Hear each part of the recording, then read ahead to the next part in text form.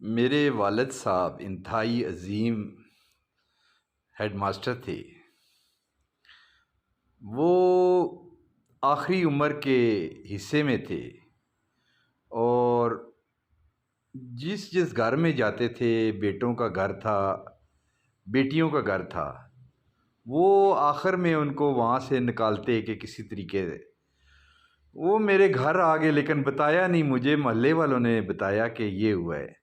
والد صاحب میرے گھر کے اندر واش روم میں گر گئے اور ان کا نیک فیور جو ہے ہڈی ٹوٹ گئی۔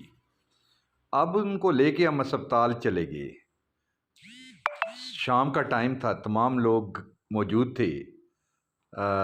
3 بھائی تھے اور 3 بہنیں تھیں۔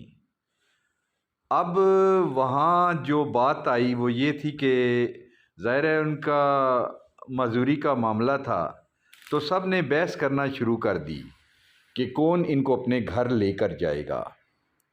سب سے پہلے خالد کمال عباسی نے کہا کہ میری تو بچی کا بازو جو ہے وہ خراب ہے، تو سوری میں نہیں لے کے جا سکتا۔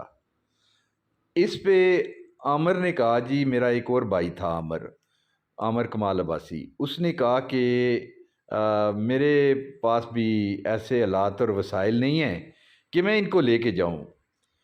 تینوں بہنوں نے بھی اپنا ہاتھ جو ہے نا جی وہ پیچھے کر لیا کہ بھئی ظاہر ہے بیٹے ہوتے ہوئے بہنوں کے گھر جو ہے بنوئی جو ہے وہ آپ کو تانے نہیں دیں گے۔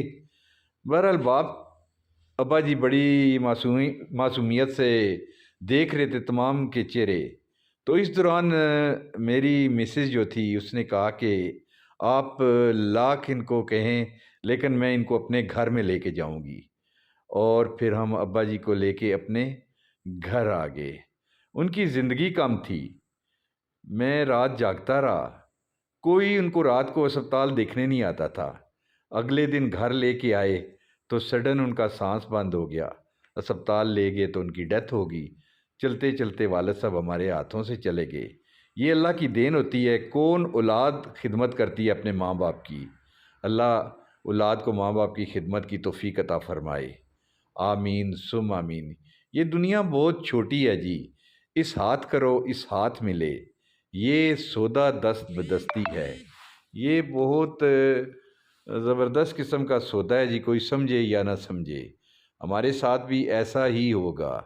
تو اگلے واقعے کے لیے تیار رہیے گا، میں بتاؤں گا والدہ کے ساتھ جو واقعہ ہوا۔